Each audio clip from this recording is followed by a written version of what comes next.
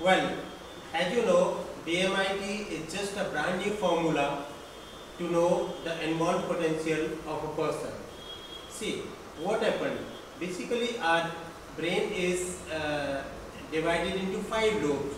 जैसा आप जानते हैं, brain के there are 5 lobes of our brain.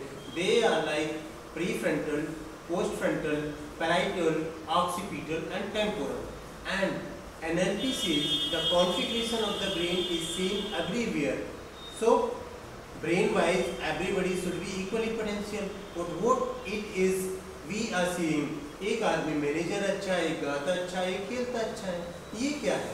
See basically अगर हम डॉक्टर गार्डनर का फॉर्मूला देखें, डॉक्टर गार्डनर ने हमें बताया कि कुछ इनबॉर्न टैलेंट्स होते हैं जिन्हें हम वर्सेटिलिटी कहते हैं. वर्सेटिलिटी के मायने क्या है? जब हम एक सक्सेस पर्सन की बात करते हैं, से suppose if you are talking about Lata ji, तो हम बात करते हैं कि लता जी तो वर्सेटाइल सिंगर है. वर्सेटिलिटी का मतलब पैदाइशी सिंगर है. तो वो जो पैदाइशी गुण है वो इनबॉर्न टैलेंट्स हैं, उन्हें हम मेडिकल साइंस में इनेट कैरेक्टर्स बोलते हैं. डॉक्टर गार्डनर ने इनको इनबॉर्न टैलेंट्स बोला है. इन्हें आप जन्मजात प्रतिभाएं कह सकते हैं. हर ब्रेन के साथ ये प्रतिभाएं हैं. ये कौन कौन सी टैलेंट्स हैं? नंबर 1 पहला है वर्बल लिंग्विस्टिक इंटेलिजेंस. ये वो लोग हैं जो कम्युनिकेशन में बहुत उम्दा है. ये वो लोग हैं जो बोलचाल में बहुत उम्दा है. हो सकता है ये खेलने में अच्छे नहीं हो सकता है पढ़ने में अच्छे नहीं हो, लेकिन इनका कम्युनिकेशन बहुत उम्दा होता है. People like Amitabh Bachchan, people like Vivekananda.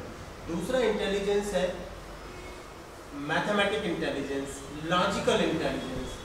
ये वो लोग हैं जो नंबर में होशियार हैं. ये वो लोग हैं जो लॉजिक में होशियार हैं. यही लोग फाइनेंस में हैं, यही लोग बैंकर्स हैं, यही लोग मैथमेटिशियंस हैं और यही लोग इंजीनियर्स हैं.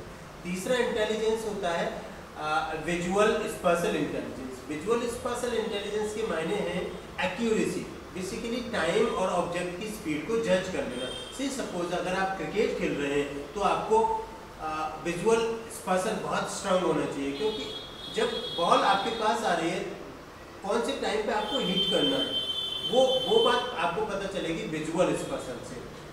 इसके अलावा जो नंबर 4 चौथा जो इंटेलिजेंस है वो है आपका बॉडी काइनेस्थेटिक. ये वो लोग हैं जो कम्युनिकेशन में कमज़ोर हो सकते हैं. ये वो लोग हैं जो पढ़ने में कमज़ोर हो सकते हैं, बट हाँ खेलने में बहुत उम्दा रहेंगे. इनका बॉडी स्पोर्ट्स बहुत अच्छा रहता है. Fine motor skills, gross motor skills इनके बहुत ही उम्दा हो सकते हैं. पांचवा इंटेलिजेंस है म्यूजिकल रिदमिक इंटेलिजेंस. यस, जैसा आप जानते हैं कुछ लोग ऐसे हैं जो सिर्फ और सिर्फ म्यूजिक के फील्ड में अच्छा करते हैं.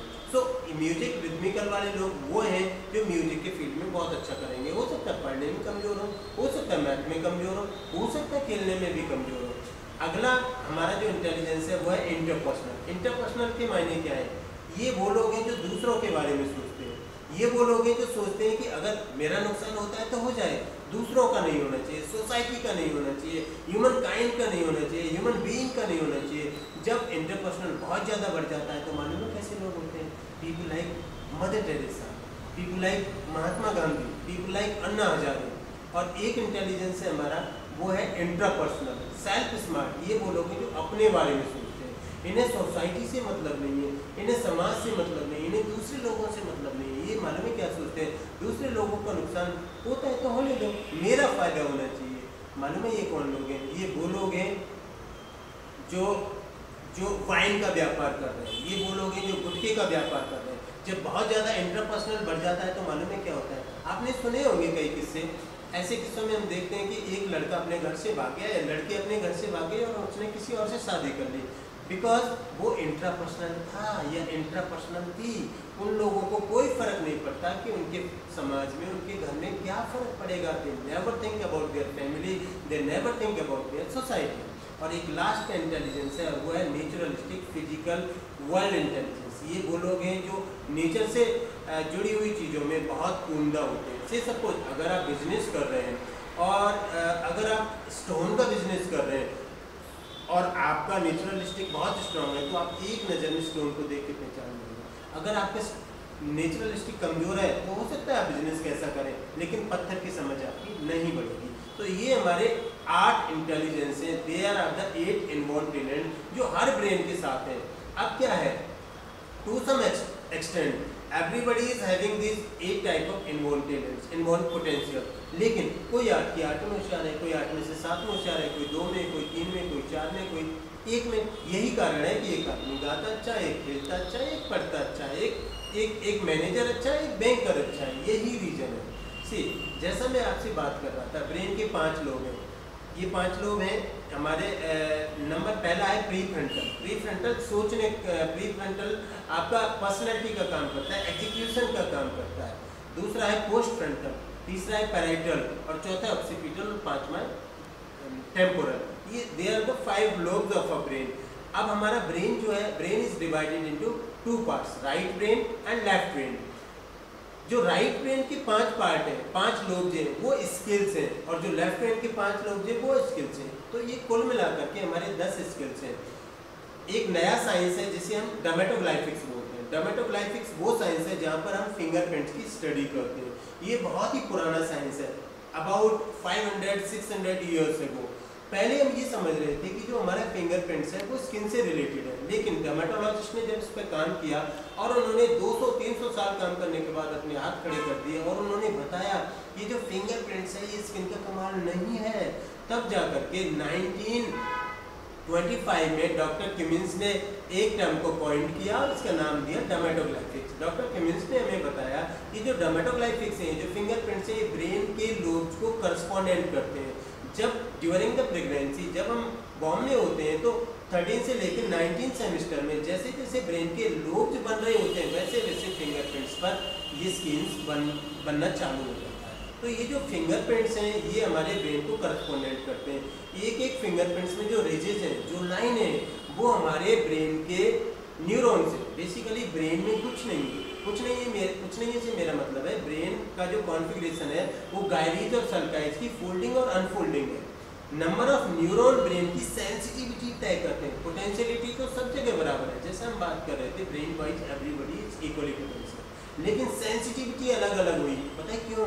क्योंकि जो नंबर ऑफ न्यूरॉन है, मान लो आपके न्यूरॉन प्री फ्रंटल में ज़्यादा आ गए तो आपका प्री फ्रंटल अच्छा काम करेगा, आपके पैराइटल लोब्स में ज़्यादा न्यूरॉन्स हैं तो आपका पैराइटल लोब्स काम करेगा। तो ये जो हमारे रिजेज हैं फिंगरप्रिंट्स पे, ये हमारे लोब्स हैं, ये हमारे लोब्स के न्यूरॉन्स हैं।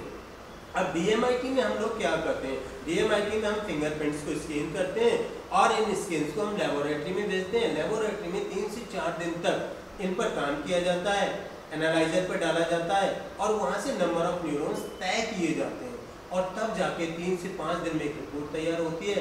और वो रिपोर्ट तैयार होने के बाद हम क्लाइंट्स को बुलाते हैं और क्लाइंट्स की पूरी तरह से काउंसलिंग करते हैं। सबसे पहले हम बताते हैं कि आपके राइट ब्रेन में ज़्यादा न्यूरॉन है या लेफ्ट ब्रेन में।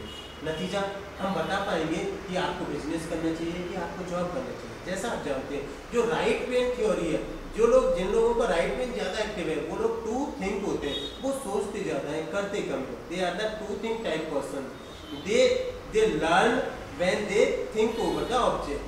दूसरा जो लेफ्ट ब्रेन है वो एग्जीक्यूटिव है, वो एग्जीक्यूशन का काम करता है, वो मैनेजर है, वो टू डू है। इससे हमें पता चलता है कि आपकी जो लर्निंग सेंसिटिविटी है वो कैसी है। इससे हमें पता चलता है कि आपके IQ, EQ, AQ, CQ कैसे हैं। DMIT के लिए कोई निर्धारित उम्र नहीं है। जैसा आप जानते हैं फिंगरप्रिंट्स लाइफ में एक बार बनते हैं और कभी चेंज नहीं होते और किसी का किसी से मिलते नहीं है, तो इसे आप किसी भी उम्र में ले सकते हैं। नतीजा आपकी जन्मजात प्रतिभाओं का पता चलेगा, आपका एक सफलतम करियर बन जाएगा। DMIT से IQ, EQ, CQ, AQ इनका पता चलता है। नतीजा हम जान पाएंगे कि आपकी लाइफ, पर्सनल लाइफ कैसी रहने वाली है, आप बिजनेस कैसा करेंगे। DMIT से हमें पता चलेगा कि आपकी पर्सनैलिटी क्या है। 4 तरह के लोग होते हैं। देखिए, कुछ लोग ऐसे हैं जो डोमिनेंट टाइप के लोग हैं, इन लोगों को कहीं छोड़ दो, ये डोमिनेंट करेंगे, ये एक बार जो डिसाइड कर लिया उसे हासिल करके रहते हैं। दूसरे लोग होते हैं इन्फ्लुएंशियल, ये बराबर अपनी चॉइस को बदलते रहते हैं। तो इसमें डिस्क पर्सनैलिटी का पता चलता है, इसमें हम कैरियर ऑप्शंस देते हैं। कुल मिलाकर के DMIT रिपोर्ट से आप जान पाएंगे कि आपको लाइफ में क्या करना चाहिए, क्या नहीं करना चाहिए, जो आप चाहते हैं उसे कैसे हासिल करेंगे, जो आप कर रहे हैं उसे और अच्छे से कैसे किया जाए। अगर आप नहीं जानते आपको क्या करना है तो आपको DMIT कराना बहुत ज़्यादा ज़रूरी है। अगर आप जानते हैं कि आपको यही करना है तो DMIT कराना और भी ज़रूरी है, क्योंकि DMIT से ये पता चलेगा कि कौन कौन से एरियाज हैं जहाँ पर आपको होमवर्क करना है।